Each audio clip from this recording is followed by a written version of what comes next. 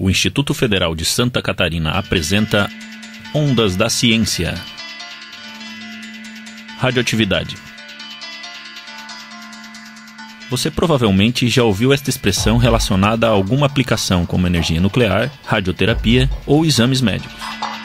Muitos brasileiros conheceram esse termo quando ocorreu o maior desastre radioativo do Brasil. Foi em Goiânia, em 1987, que catadores de lixo viveram um dramático suspense.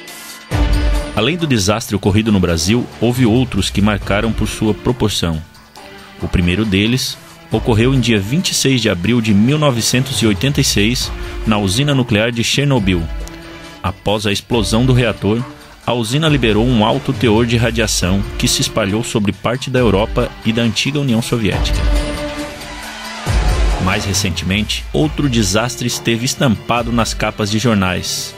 Em 11 de março de 2011, a cidade de Fukushima foi surpreendida por um tsunami que causou uma pane nos sistemas de resfriamento dos reatores, que em seguida explodiram.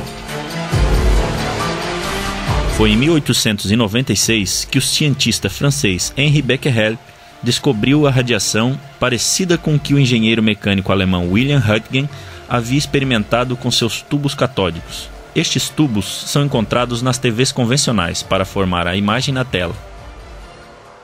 Mas não se preocupe, hoje as TVs de plasma e LCD usam outra tecnologia. Uma das histórias mais fascinantes da história da ciência é como Becquerel descobriu a radioatividade. Ele descobriu primeiro porque ele era muito paciente. Por quê? Ele queria estudar o tipo de emissão que alguns cristais de urânio emitiam. Então, o que ele fez para isso? Ele embrulhou os cristais de urânio em uma espécie de filme fotográfico. Só que ele queria saber o que eles emitiam. Mas para eles emitirem, ele acreditava que eles tinham que absorver alguma fonte de energia. Ele optou por essa fonte de energia ser o Sol. Então, a experiência que ele bolou foi mais ou menos assim. Pegou esses cristais de urânio, embrulhou eles em filme fotográfico, isolou eles de qualquer forma de luz. E esperava um dia ensolarado, para botar no dia ensolarado, eles absorveriam a luz solar e emitiriam uma radiação que viraria a chapa fotográfica. Só que, por uma coincidência histórica, nessa época em Paris, não havia dias ensolarados. Então ele não conseguia fazer o experimento. Mas ele ficou muito impaciente para saber, então ele resolveu revelar as chapas fotográficas, mesmo sem ter levado elas para o Sol. O que ele esperava ver? Esperava não ver nada. Porque, como não tinha nenhuma fonte de energia, os cristais de urânio não estavam emitindo nada. Só que tem uma grande surpresa. As chapas de urânio estavam reveladas com uma radiação da mesma espécie da radiação que o Roche tinha descoberto. Então, o que ele descobriu? Que esses cristais de urânio emitiam radiação espontaneamente. É uma característica interna deles. Então, estava descoberto o fenômeno da radioatividade. O que é o fenômeno da radioatividade? São elementos químicos que emitem radiação mesmo sem ter nenhuma fonte externa. É uma emissão espontânea de radiação. Então, esse é o fenômeno chamado radioatividade. Então, por isso que muita gente fala que essa foi uma descoberta iluminada, porque foi feita pela impaciência do Becquerel em esperar um dia ensolarado. Você sabe por que 2011 foi declarado o Ano Internacional da Química? Marie Curie foi uma das maiores cientistas de todos os tempos, a primeira mulher a ganhar um prêmio Nobel, junto com seu marido Pierre e com Henri Becquerel. Também foi a primeira entre os cientistas a ganhar um prêmio Nobel de Física e de Química. Após 100 anos da conquista do segundo Nobel, em 1912, comemorou-se o Ano da Química em sua homenagem. Junto com seu marido Pierre, Marie retomou os estudos de Becquerel sobre elementos que emitiam um certo tipo de radiação. Começou separando o urânio do potássio e percebeu que somente o urânio emitia radiação. Com a descoberta do urânio, começaram a se perguntar se outros materiais emitiam essa radiação. Estudando as mesmas características, conseguiram isolar, a partir do próprio mineral de urânio, o polônio, que foi batizado assim em referência ao país natal de Marie. Quando conseguiram isolar o polônio, mostraram que era 400 vezes mais radioativo que o urânio. Em seguida, descobriram o rádio, que é ainda mais radioativo que o polônio, o que lhe rendeu o segundo prêmio Nobel. Marie Curie é uma das mais fascinantes personalidades da história da humanidade, não só das ciências. Além de todo o trabalho científico dela, ela tinha um trabalho humano muito incrível e um pioneirismo em várias áreas que iam muito além da ciência. Um exemplo clássico disso é o que aconteceu na década de 1910. Entre 1914 e 1918 teve a Primeira Guerra Mundial. E a Primeira Guerra Mundial era a guerra de trincheiras, onde havia muitos feridos, muitas pernas quebradas, muitos braços quebrados. Então, esses soldados não tinham assistência. O que a Marie Curie fez? Ela foi uma das primeiras mulheres na França a tirar a carteira de motorista. Só que ela não tirou a carteira de motorista para usufruir dessa carteira de motorista. Ela tirou essa carteira para poder dirigir ambulância no fronte de batalha. Ela foi para o fronte de batalha dirigir o que ficou chamado como Petit Marie, que é Pequena Marie, que eram ambulâncias móveis onde tinha aparelhos de raio-x para ajudar os soldados feridos na Primeira Guerra Mundial. Então ela foi pioneira, inclusive, em tirar a carteira de motorista. Então ela é pioneira no que se chama hoje de ajuda humanitária. Ela se importava com as pessoas, não estava isolada no mundo científico dela, ela se importava com as pessoas. Outra coisa que ela foi pioneira foi devido a uma história, uma passagem triste da vida dela. Quando o esposo dela morreu atropelado por uma carroça, o Pierre Curie, ficou vaga o cargo de professor dele em Sorbonne. E não existia ninguém mais qualificado que a Marie Curie para assumir essa cadeira. Só que nunca Sorbonne tinha nomeado uma mulher para assumir uma cadeira. E a Sorbonne não viu outra solução a não ser nomear ela. Então ela se impôs para esse cargo, não por política ou por artimanhas, ela se impôs pela competência científica dela. Então eles tiveram que nomear ela. Então, por competência científica dela, ela rompeu barreiras de gênero. Ela foi a primeira mulher a ser professora em Sorbonne. Então, além de uma grande cientista, uma excepcional física e química, ela também foi pioneira em várias áreas. Por isso que ela foi muito admirada pelo movimento feminista, apesar de não ser feminista, porque ela mostrava como uma mulher podia se impor pela competência em sociedade. Tanto que, quando ela foi visitar o presidente americano, perguntaram o que ela queria. A feminista americana perguntou o que ela queria. Imaginando que ela fosse querer alguma coisa para ela. Ela pediu 1 grama de rádio, porque ela sabia da importância que esse rádio teria nas pesquisas dela. Então, ela era admirada pelas feministas, apesar de não ser feminista. Então, além de toda a carreira científica, a Curie também foi uma grande pessoa humana, uma excepcional pessoa humana. Você sabe o que são prótons e nêutrons? São partículas presentes no núcleo dos átomos. O número de prótons de um átomo é conhecido como número atômico. É isso que define a que elemento pertence esse átomo. Como podemos ver, os prótons são as cargas positivas do núcleo, enquanto os nêutrons não possuem carga. Existem 4 forças presentes na natureza. São elas a força gravitacional, que é responsável pela atração entre os corpos. Todos os corpos que possuem massa se atraem. A intensidade da atração depende da massa e da distância entre os corpos. Quanto maior a massa e menor a distância, maior será a atração. A força eletromagnética é a atração ou repulsão provocada pelas cargas elétricas. Esta força atua, por exemplo, nos ímãs. Antes de falarmos sobre outras forças, vamos retomar um conceito importante: a estrutura do núcleo do átomo. Como já sabemos, o átomo é formado de prótons, de carga positiva, e nêutrons, que não têm carga elétrica. Você já deve ter se perguntado como os integrantes do núcleo não se repelem, já que possuem cargas de mesmo sinal. E segundo a força eletromagnética, tudo que tem carga de mesmo sinal tende a se afastar. A força nuclear forte pode explicar como o núcleo se mantém coeso.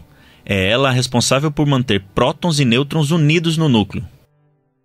Ela funciona sempre da forma atrativa, unindo os componentes do núcleo, mas tem um alcance muito pequeno.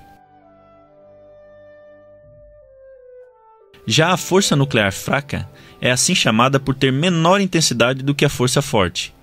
Ela atua como a força eletromagnética, que separa as partículas dentro do núcleo.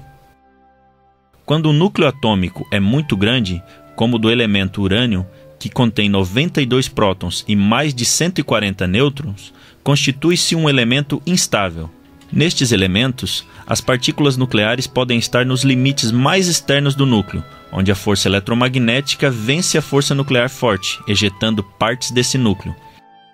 Com a perda de alguns prótons, o átomo se transforma em outro elemento químico. Isso é chamado decaimento. Um exemplo seria o decaimento sofrido pelo urânio-238, que perde 2 prótons e 2 nêutrons e se transforma em tório-234.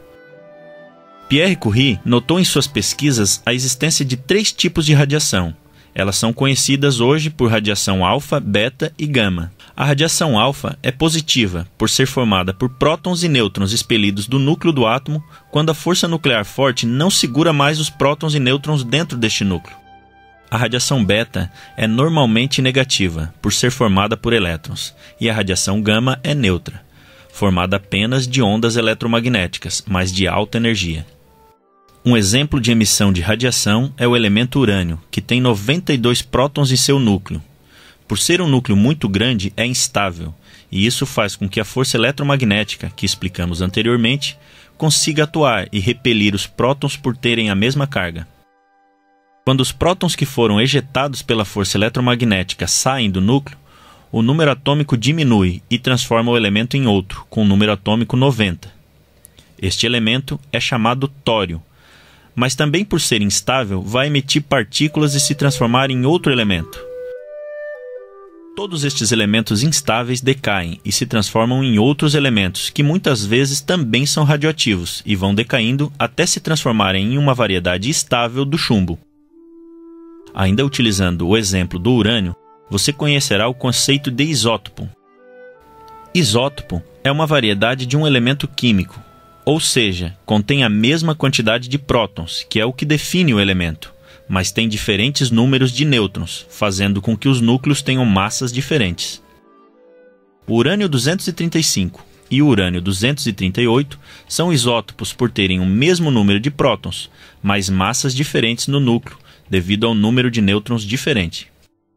2 outros conceitos importantes são o de fusão e fissão nuclear. Como o próprio nome já diz, a fusão é a união de 2 ou mais átomos, formando apenas um, mas isso não ocorre facilmente.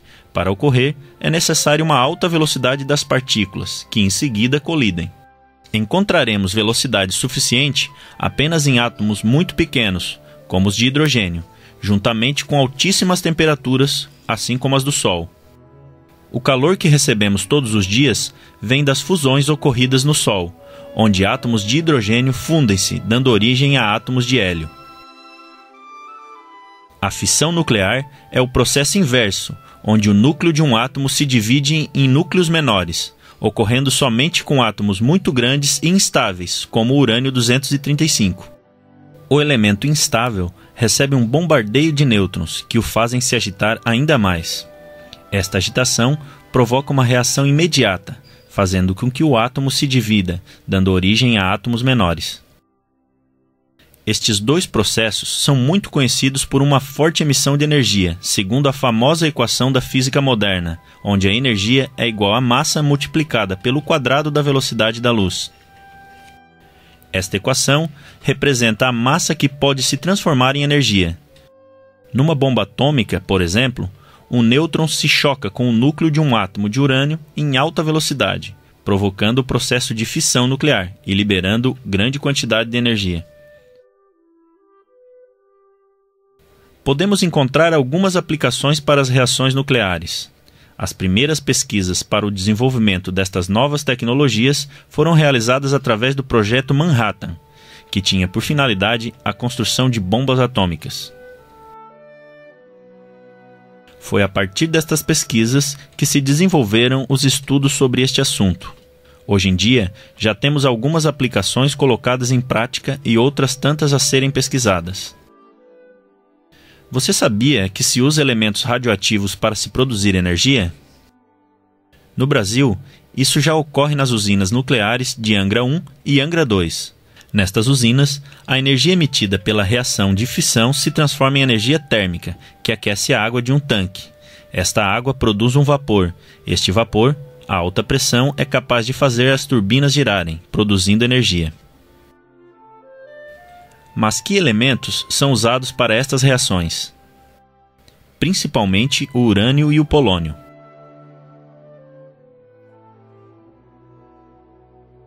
Antes de serem aplicados, eles sofrem um processo chamado enriquecimento, em que se separa o máximo possível de urânio 235, para se obter um melhor rendimento.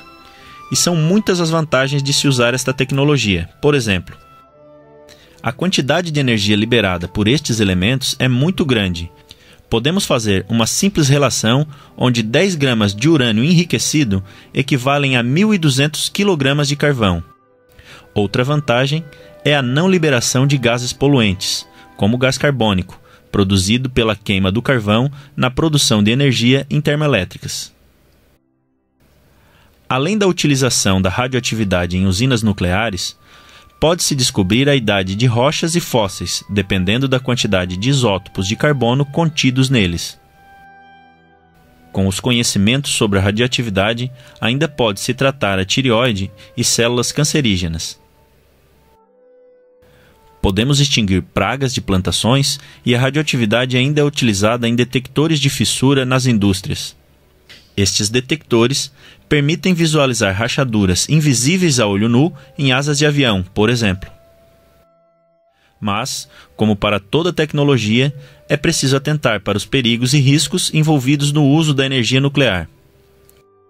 Certas usinas nucleares nos países europeus empacotam o lixo nuclear em caixas de chumbo e jogam nos mares profundos. O perigo vem do fato que estes resíduos duram por muitos e muitos anos. Esse lixo é produzido principalmente em usinas de energia e em centros de radioterapia. Já existe a possibilidade de mandar este lixo para o espaço, mas isto não passa de estudos, devido ao alto risco de contaminação caso o lixo não chegue ao espaço com segurança. No acidente de Fukushima em 2011, apesar de todas as medidas de segurança a que são submetidas as usinas nucleares, o tsunami provocou um vazamento do reator e muita radioatividade acabou indo para o céu. Os japoneses temeram pela sua saúde, com a possibilidade de chuvas e do aumento do nível de radioatividade. Os seres atingidos pela radioatividade podem sofrer com inúmeros tipos de doenças. As partículas atingem os núcleos das células, e como você já aprendeu em biologia, é lá que se encontra o material genético. As células mais atingidas pela radioatividade são os glóbulos brancos, responsáveis pela defesa do organismo. É devido a isso que a radioatividade pode alterar um ser fisicamente, causando mutação e diversos tipos de câncer.